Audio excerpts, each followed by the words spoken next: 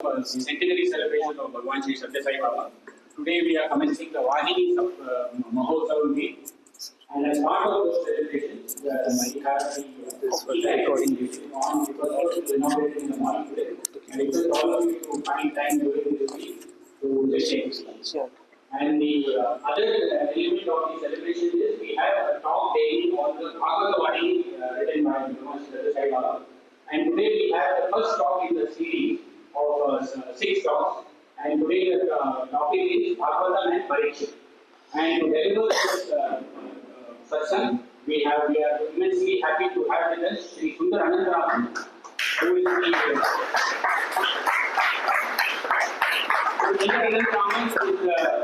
the spiritual coordinator of Karnataka State, Sri Sathya Sai Seva Organization, Karnataka.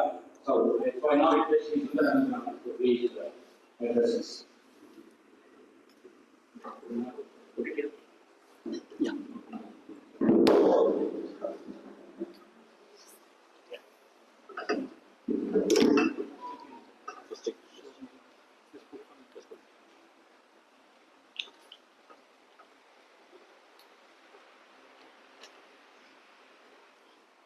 Yeah.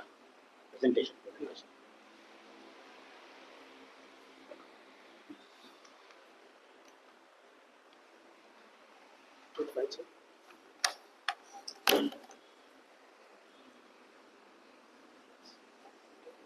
This is possibly given to a person who is taller.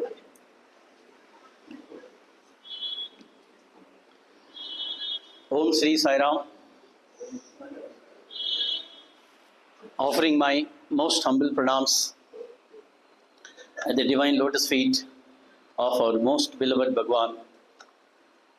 Brothers and sisters, extremely happy to be here this evening amidst a young crowd who gave us enthralling bhajans.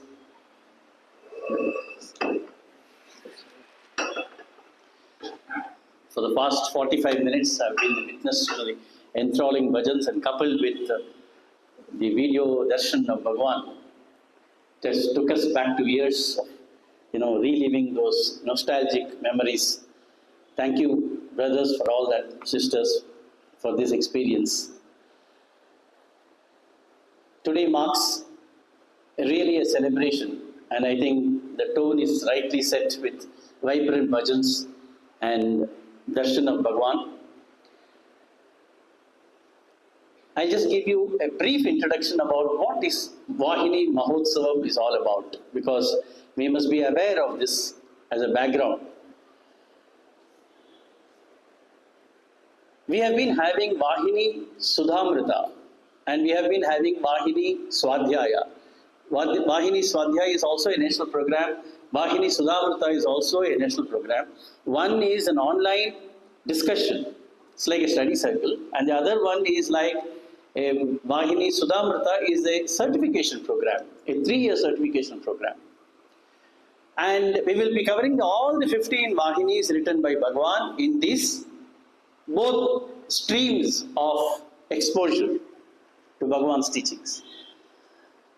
Now the third dimension is, in this centenary year, why Vahini Mahotsav? Another dimension is, basically, All India President has instructed all of us to raise all the normal spiritual activities to a celebration mode.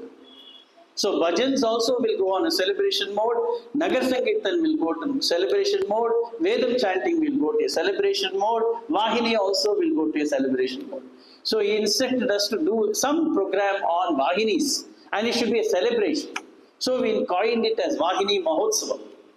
And he was very particular about this exhibition on Bhagavad Gita, the essence of Bhagavad Gita, which we hosted in Prashant Nilayam way back in 2018 in Purna Chandra Hall. He was very much impressed, and he was wanting to have that exhibition again. So the exhibition which you have witnessed in the first floor is the same, exactly the same exhibition which we hosted in Prashant Nilayam in 2018. Now coupled with that, there should be a Vahini which will give the message of Lord Krishna. So instead of having Gita Vahini Saptaham and Gita Vahini exhibition, we thought we'll have a Bhagawatha Vahini Saptaham and coupled with that an exhibition on Bhagavad Gita.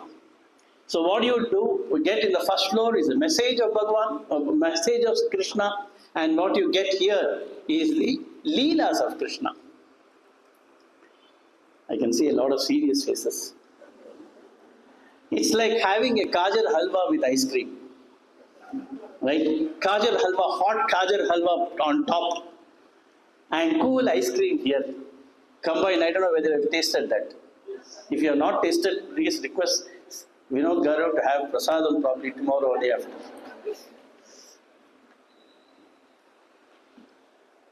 So, two messages. One is the message and other one is the Leela. On the ground floor you will get Leelas of Bhagavan, Krishna. On the first floor you will get the message.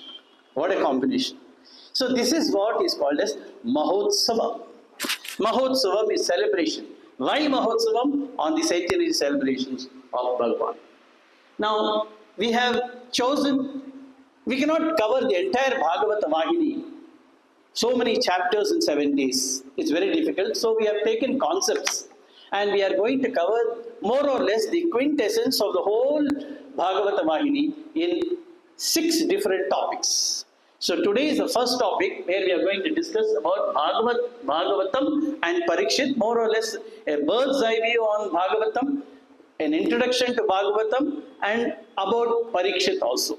Because today what is happening is, some of you are having a lot of awareness on these things, but most of us lack this awareness. Because the other day, it seems somebody asked in a school, who is wife of Sri Rama?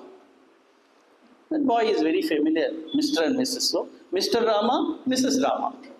So, Mrs. Rama is the wife of, Mr. Rama.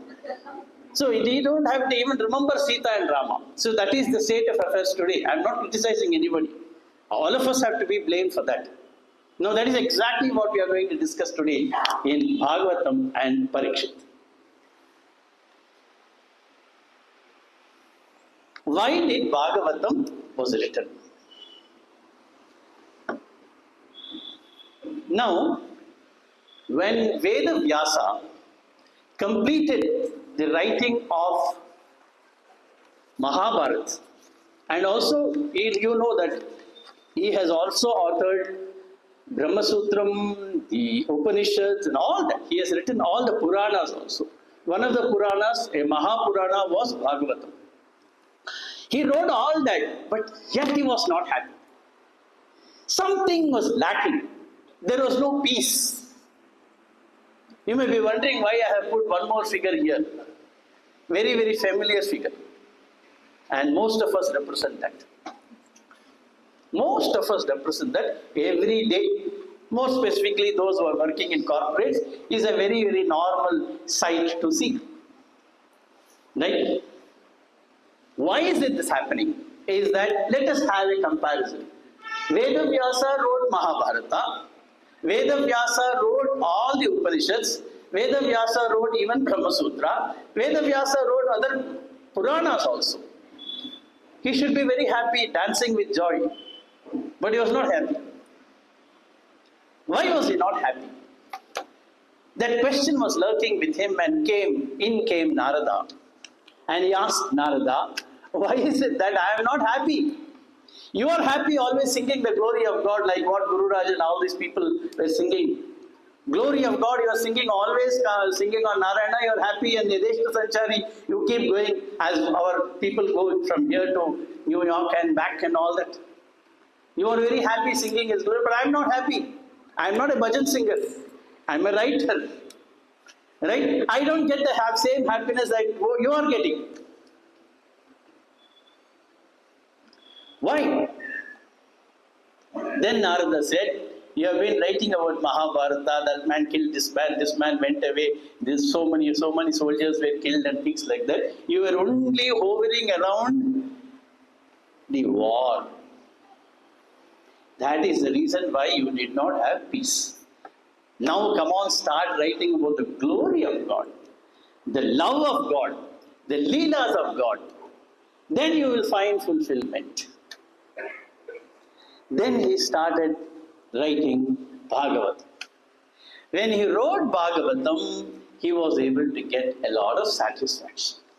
Now I'd like to spend a few minutes here, brothers and sisters, because this is going to be the basis of our discussion for the entire week. Now, what does this represent? What does this represent? Is that more or less we are in the same kind of a situation like Veda Vyasa, in a much worse situation. We are also educated. There is no dearth for education. There is no dearth for money. There is no dearth for gadgets. There is no dearth for technology. There is no dearth for comforts. But we are not happy. With comforts and gadgets, should we not be happy? No. Even in Sai Darshan, I don't see smiles. Even after 1 hour of so enthralling bhajans, I am not seeing smiles. Because I am seeing it from here. Why is it? Let us contemplate. Let us think. Why? Why are we not happy? I am sure on the 7th day, all of us will be very happy. Because you have heard the full Bhagavatam, the glory of God. Plus we will also see the message of Krishna. We are in the same state. Reason. Brothers and sisters, I'd like to spend a couple of minutes here on what is the reason for this. There is too much of emphasis on living, less on life and more on living. We spend most of our energy, resource, time and all that we have at our disposal in the aspect of living rather than life. Life is fundamental, living is incidental. Living is only a part of life. We do the opposite. We focus on living and also focus on life whenever we get time. We don't give importance to life, which is fundamental, but we give importance and energy and focus and all that it takes to make a living. What is the difference? One is Iha, second is Para. One is incidental, second is fundamental. One is Adhara, second is Adheya. One is Bahya Drishti, second is Antar Drishti. One is Preyas, second is Shreyas. But we are only focusing on the other thing. We are not focusing on the Adhara, we are focusing on Adheya. What is Adhara? Adhara is a foundation. This beautiful building of Sai Darshan has got a foundation. Nobody looks at the foundation, but without the foundation, the building cannot stand. Life is the foundation, the superstructure is living. We focus on the living, forgetting about the foundation, the life. That is the reason why we are like this. Centuries ago, Veda Vyasa also was like that. And today, we are also feeling and experiencing the same magnitude, with a different magnitude, the same experience as Veda Vyasa. So the question was different. So all knowledge, but there is no peace. We earn in lakhs, but we lack peace. Smile miles away from smiles. So this man prayed. I don't know whether he prayed. Before even praying, Swami came and gifted him what? He gifted him this. You need Bhagawatha Vahini. In order to ensure that you should be happy, you need Bhagawatha Vahini. You need the aspect of life. You are focused on living. This aspect of living will take away your life. That is why Swami says, education is for life. and not living. Education itself is for life and not living. But whereas we take education and we focus only on living and forgetting about the life aspects. Happiness, contentment, real peace, health, joy is all a part of life. But we try to get that in living and we are miserable failures in that. If anybody says I am getting happiness in living, he is giving a fast one. He is just pulling a fast one. He is not. Even if he is getting, it's only a momentary peace. So Bhagavatam is the solution for this. Is Bhagavatam just a storybook? Last week I was in Chennai and I saw a small boy, very small boy, engrossed for a change. I don't know, most of the people, the boys are engrossed in mobile cell phones, but this boy was engaged totally with a book. I asked him, what is that book? He said this. Now I wanted to compare. Both are storybooks. Am I right? Both are storybooks. But this is a fantasy. Yeah, this is a reality. That boy was engrossed in going pages after pages and pages. He was called for lunch, he was called for coffee. No. He was engrossed in that. For a change, that boy was engrossed in a book. But that was Harry Potter. Fantasy. So even in that, we are focusing on a fantasy which is not a reality. Why not we go through a fantasy-like story in Bhagavatam, because that sounds like fantasy only today, because most of the incidences there are not practical. If I say about Dhruva to this boy, he will not, maybe, but he will not believe. A 9-year-old boy going to forest, sacrificing everybody. I am afraid to even go out of my compound.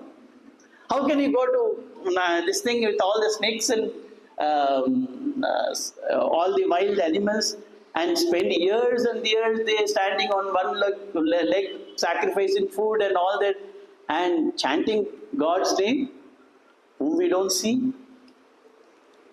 It's a fantasy. For us in Kali Yuga, it is a fantasy. But that is a reality. Though it is a fantasy, it is a reality. Here it is a fantasy, it is totally false. So what is the difference between this storybook and the other storybook is, one is that this is a fiction, the other one is reality. The second one is we evolve. We evolve when we study Bhagavatam, whereas we dissolve when we read Harry Potter. That is the difference. One evolves, other one dissolves.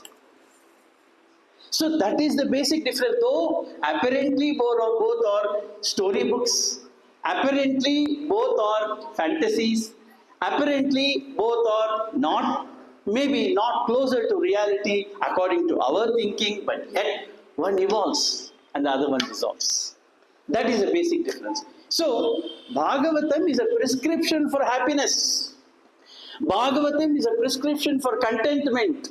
Bhagavatam is a prescription for joy in life, happiness in life, which can bring smiles into all our faces.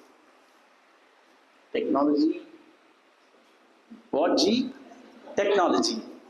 Anyway. Again, Swami has to come for that.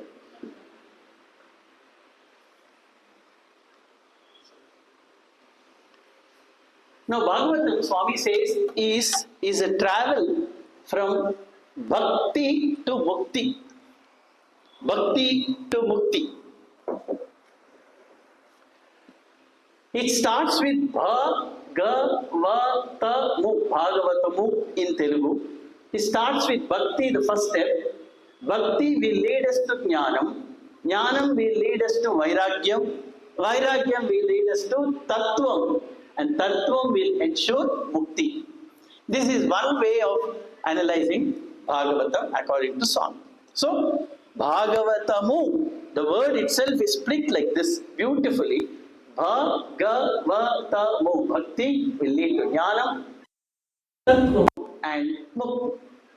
Step by step upgradation and step by step evolution. Not only that, today man faces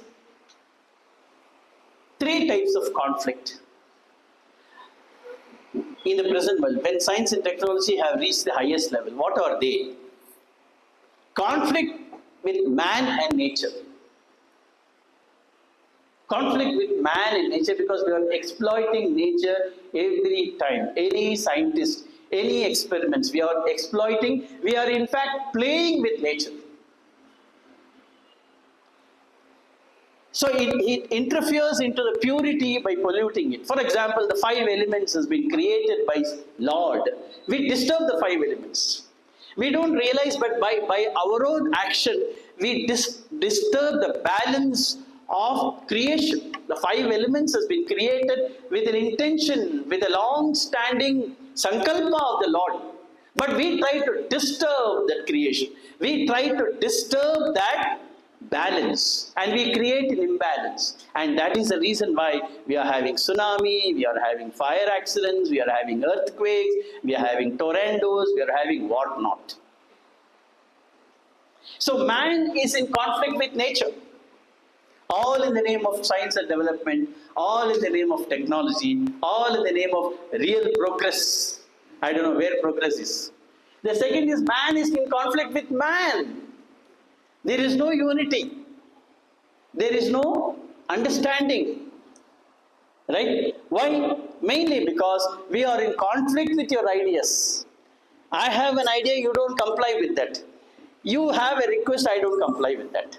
We have ego conflicts, we have so many conflicts, all of us know about it. There's no need for us to elaborate. So man is in conflict with man because of too many desires. One-upmanship. All this is because man is in conflict with man. And the third is, man is in conflict with himself. Is he happy with himself? No. He is indifferent with... So, it is not a great comparison that man is conflict with man. That is nothing. Man is in conflict with himself. He himself doesn't like him. I like one particular idea today. Tomorrow I deny that. Sure, I should not have done it. So I am not in understanding with myself. These are the three. But for all the three, Bhagavatam has got a solution. What is the solution? Conflict between man and nature. Man learns how to respect life around. To live and let live. That is what Bhagavatam teaches us. To live and let live. Conflict between man and man, brotherhood of man and fatherhood of God. This is what Bhagavatam teaches us. Brotherhood of man and fatherhood of God. How does Swami give? See, for example, you see a garland here. Right? This garland Swami is compared to brotherhood of man and fatherhood of God. Can you tell me how? The Godhood is the thread which unites all the flowers. The flowers represents man, humans, and the thread which joins all this is God. Similarly, all of us are intertwined with the same self, the Atma, the God who is residing in us, the same. Who is residing in you is the same person, Ishvara Sarva Bhutana.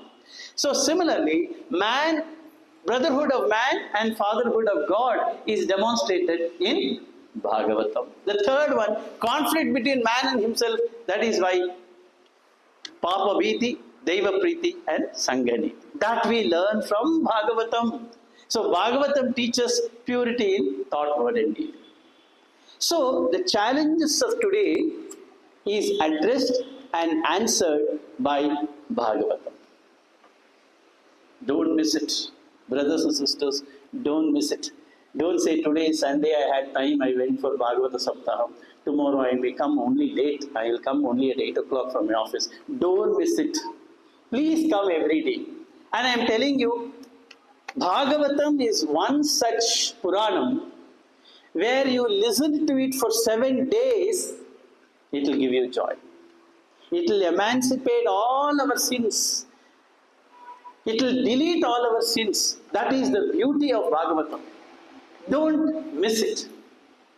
Right? What Swami says is bhakti. This is what is mentioned in Bhagavatam. Bhakti will gives Shakti. Shakti is not strength, but Shakti is power. Bhakti will lead to Shakti. Shakti leads to Rakti. What is Rakti? Rakti is yearning for God. Yeah. Yearning, passion, not passion, but yearning for God. Rakti means yearning for God. Rakti has got one more synonym, which is called as Anurakti.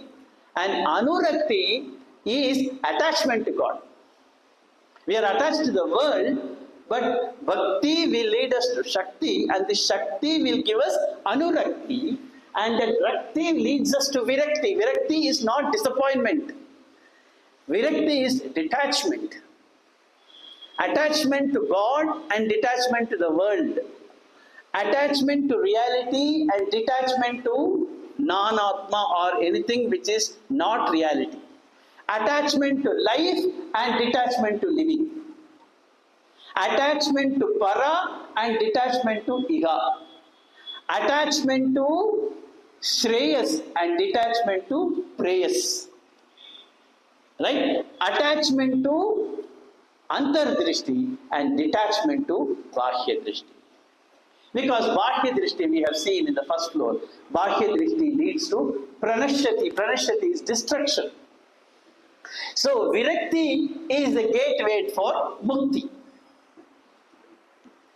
Mukti doesn't mean liberation and going out of the world, leaving the body and all that. Let us not have that. Mukti is the liberation from desire. And that is real swatantram. Bhagavan gives a beautiful, we say swatantram, we want freedom. What is freedom? Ishtamachinadu tirigatamu, ishnamattu matladamu, that is not swatantram, Swami says. Swatantram, what we all have, means we think that it is just a freedom to think whatever we want, to wear whatever we want, to speak whatever we like. That is not swatantram. Swa means Atma. Swatantram. You know what is tantram? Our body is tantram. Our body is tantram. In our body there is a heart which is yantram. Our body is yantram. In that there is a tantram which is heart. In which there is a mantram. What is that mantram? The Soham mantram. And to live according to the Soham mantram is Swatantram. Only Bhagavan can give this kind of an explanation. Swatantram, we say Swatantra, Dinacharane, we all this thing. What is Swatantram? Swatantram is not living freedom freely. Swa is Atma, Tantra is the body, in which there is a Yantra heart, in which there is Mantra Soham, and living according to that is Swatantra. So, Yantra, Tantra, Mantra, and living according to that is Swatantra. So, that is Mukti. So, if you say gateway to Mukti, don't think that giving up the body and dying and merging with Swami and all that, that is not, nobody knows where you are going. Right? So, let us not think about all that, because we all get that impression, oh, impression, Mukti, why should I think I am just 20 years old? Why should I think about Mukti and all everything? Let us not, that is not Mukti, my brother, that is not Mukti. Mukti means, as I told you, Swatantra, that means we are having real freedom, that is Mukti.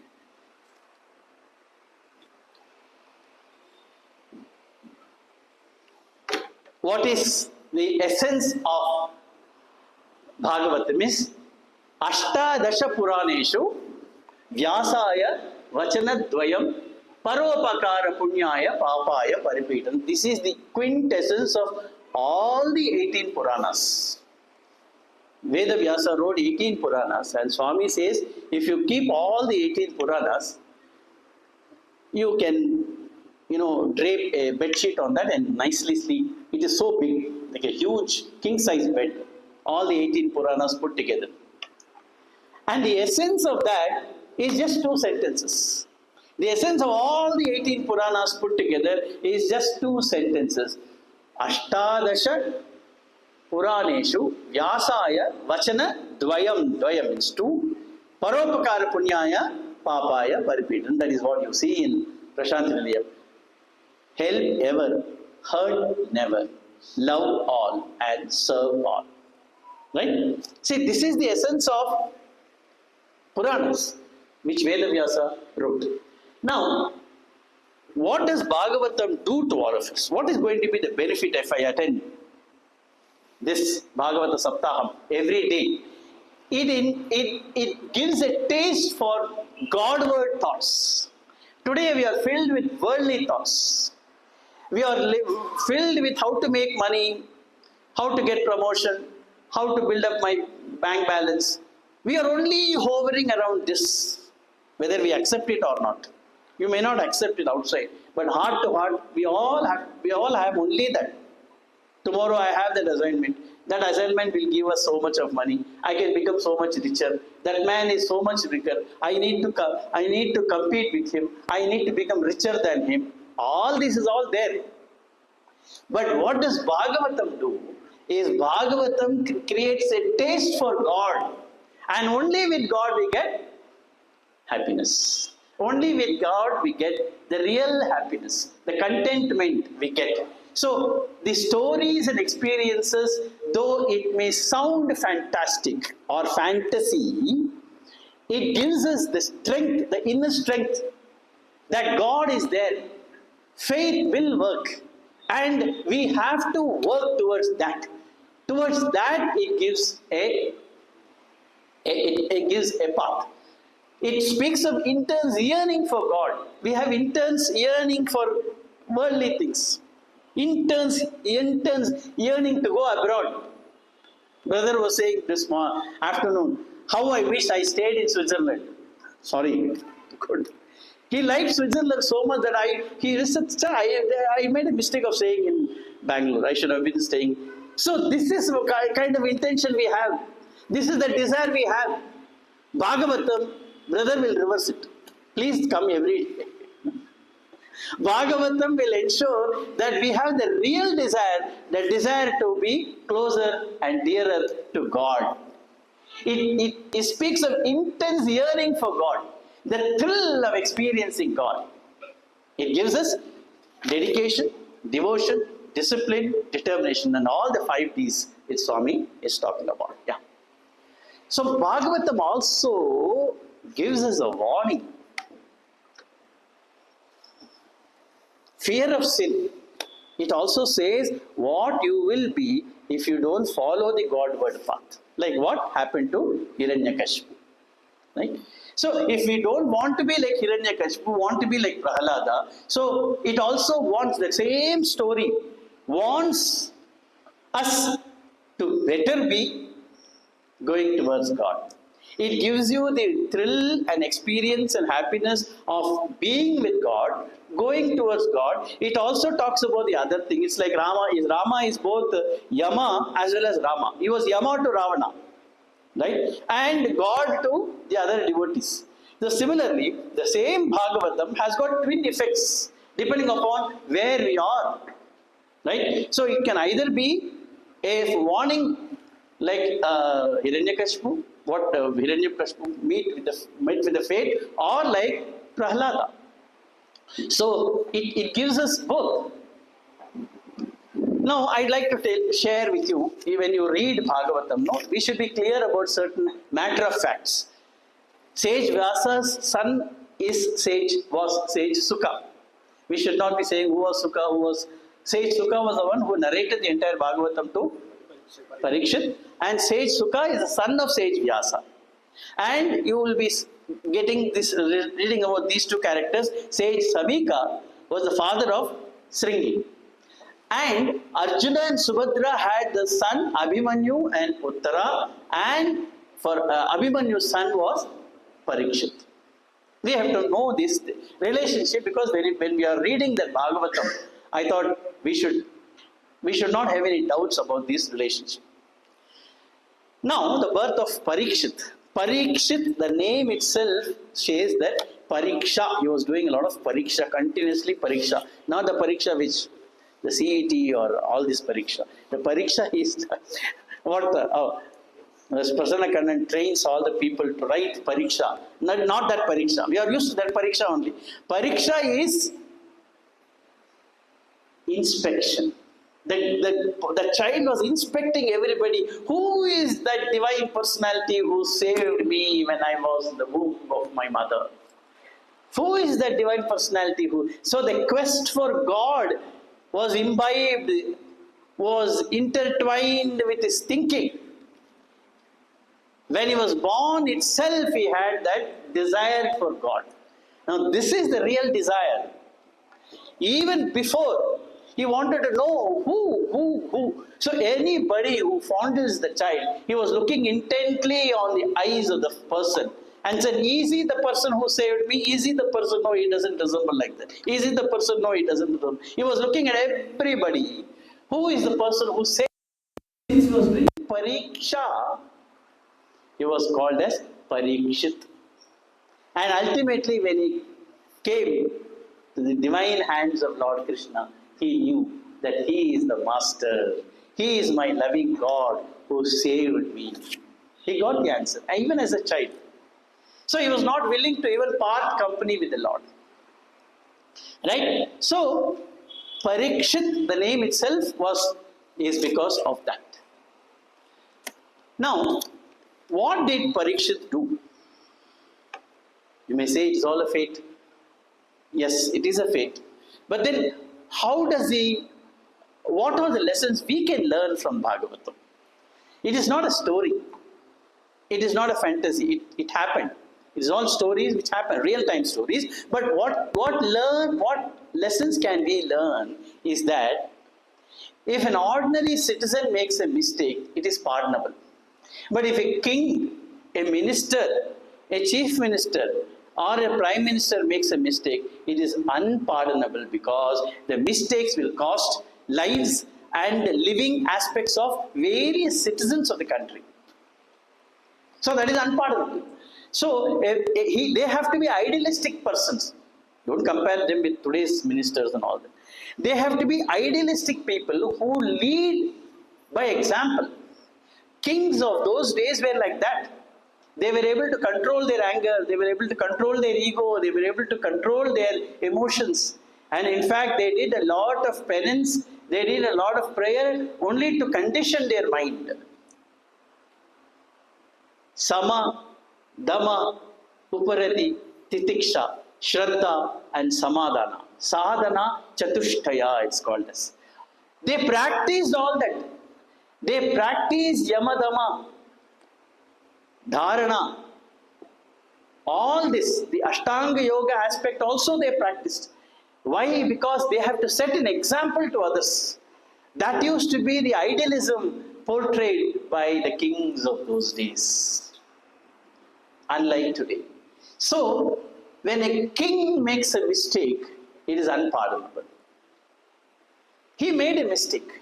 Of course, it was not his, he was put in a very fixed situation where, he was going without water, he was hungry and angry, thirsty also, he didn't get, and added to that, adding insult to injury, the sage was meditating and he did not care for the visitor who is no less a person than the king himself.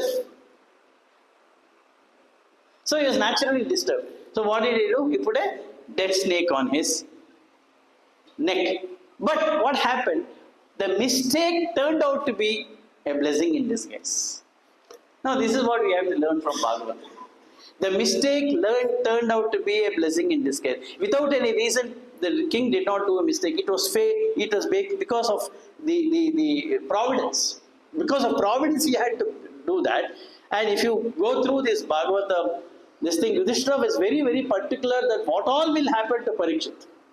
And it was predicted on his insistence. The sages of those days said he will die of a snake bite. It was predicted. Those days, people were able to predict it that accurately.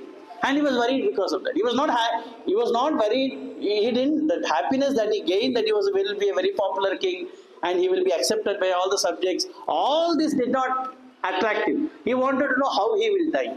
How long will he live? How will he die? All of us will die. But how will he die? Because of his insistence, the prediction was made that King Parikshit will die of a snake bite only. And that started worry. Like most of us know, unnecessarily we worry for so many things. So that curse actually was a blessing for both Parikshit and all of us. Today we will not be meeting here and discussing about Bhagavatam had Parikshit lived properly. Am I right? So his mistake, thanks to Parikshit's mistake, we are all getting Bhagavatam today. Am I right? See the corollary of events that took place. Because he made a mistake, he wanted to repent, and he took that in a positive note, and then came Sukha, and then he entirely narrated Bhagavatam. That Bhagavatam is recorded, and today we are getting the essence and beauty and comfort and joy of reading that Bhagavatam. If you have not done that mistake, so the statement everything happens for good is true 100%. Am I right? Whatever happens, happens for good, even if it is a mistake by a king. So this is the positive side of it. So, because of this mistake, apparent mistake, we have got Bhagavatam today. But how was Parikshit's reaction? This is very important. This is another dimension, another lesson we are learning. What was the reaction of Parikshit when he learned about the curse? Let us ponder over now. Parikshit's reaction to the curse. Now he knew that the curse is irreversible. You can't make any amendment act, bring into the parliament and reverse the law which is been pronounced and things like that. Nothing can be done. A sage pronounces, it has to be, that was the power of words. That was the power of penance those days. The power of penance was that, it has to take place. He may regret, sorry I pronounced it, but I cannot do anything. The words have already come out. So that has to happen. So, he pronounced the death, that in 7 days' time you will die of snake bite. Because you happen to put the dead snake in my father's neck, you will be again also be subject to the same kind of a treatment. This time not a dead snake, a live snake will bite you and you will lose your life. This was the curse. Now suppose, close your eyes, don't close your eyes.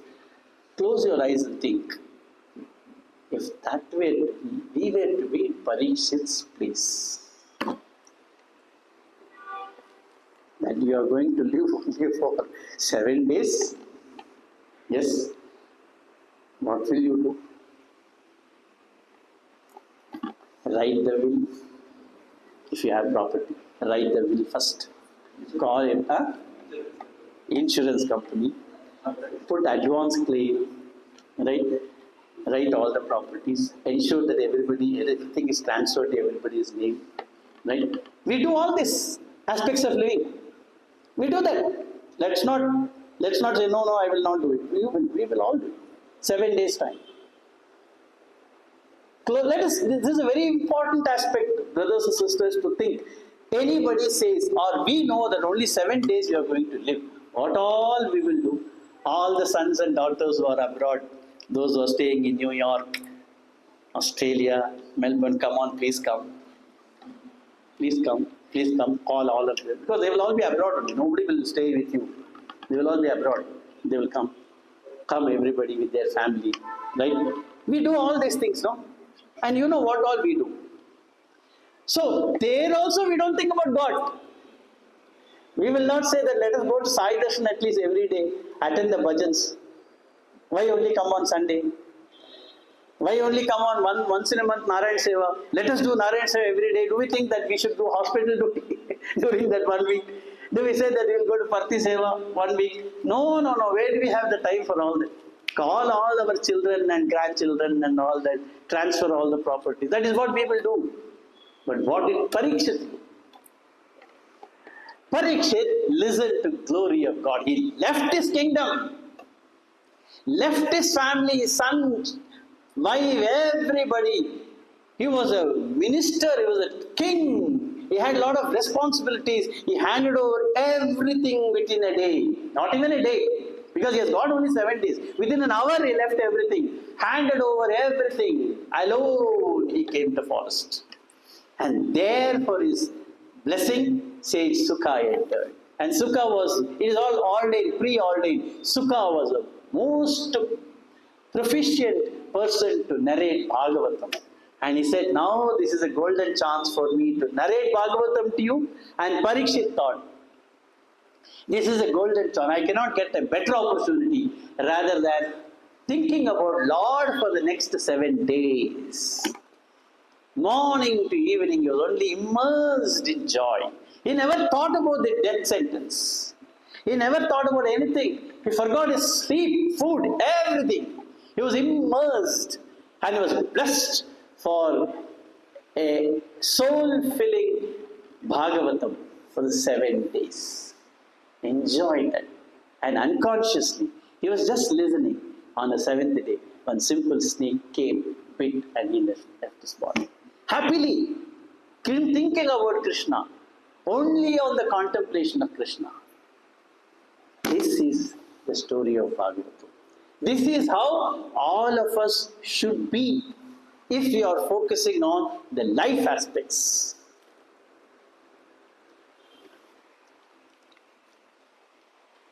Thank you for your patient listening, and I pray that this Saptaham will evolve into transformation in all of us, because Bhagavan wants transformation, not devotion.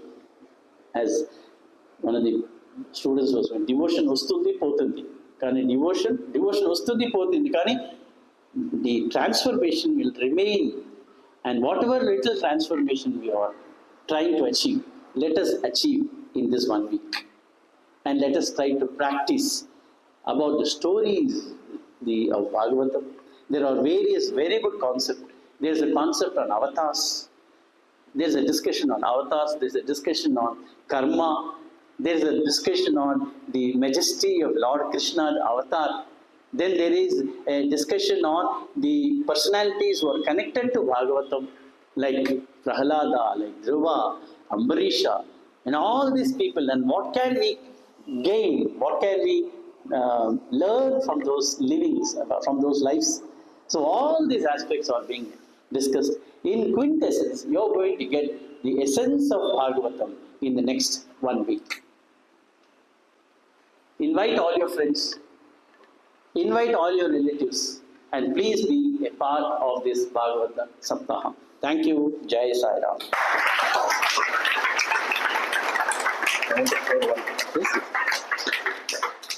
So I was reminded of an incident, when Sundar flashed Harry Potter and Bhagawatha Vahini.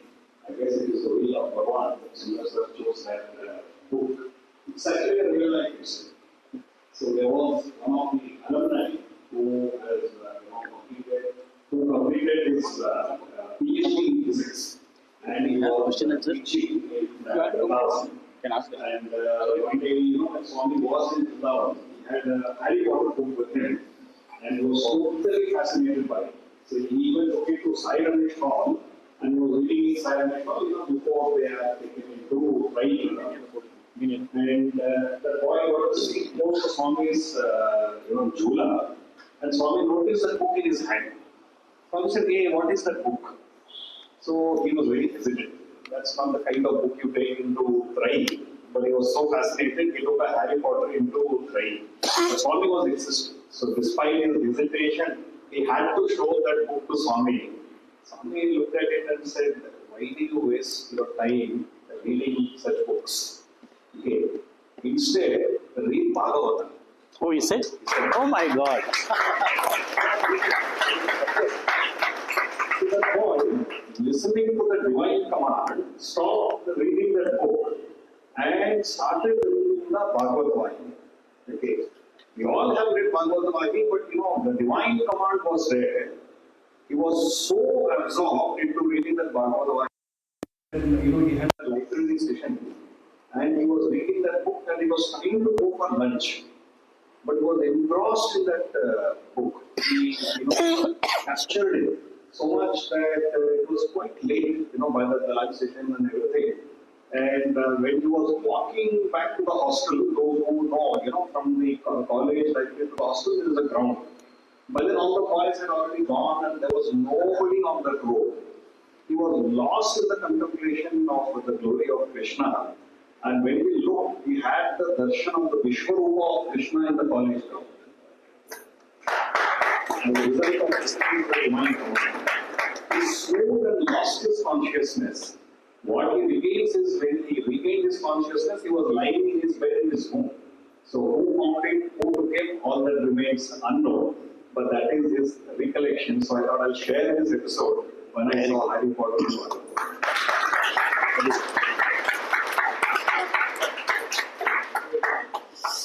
If you have any questions, I'll try to answer. We have elders like Dwaraknath sir also who can contribute.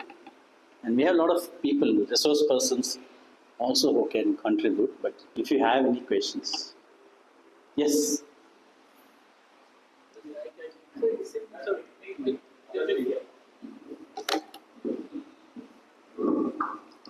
One example of free will and providence. So can you give an example where you think it is free will and not providence? Because it's overlapping. See, as regards of free will is concerned, Swami says nobody has got any free will. None of us have got free will. Free will is a term, again we brought it from West. Because in West, wherever anybody goes for a talk, invariably there will be a question on free will. If you have listened to any Samarpan talk or any other talk, there will be a question on free will. There is nothing called free will, he says. There is no free will at all. The only free will is Swatantram. And Swatantram, we have explained what Swatantram is. To live according to the Swatantram is the only free will we have. There is nothing else.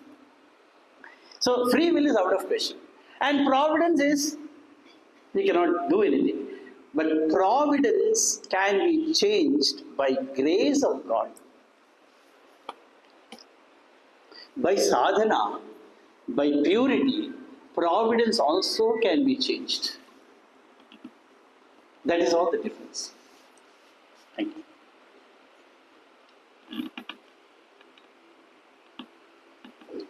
Anybody else?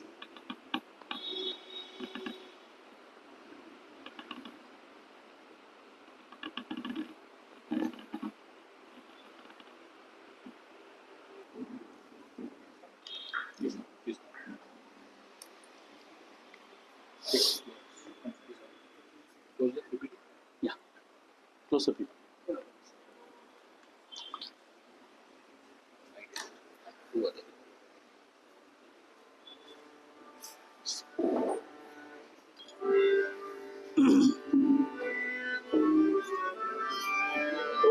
Jai Jai Swami Hare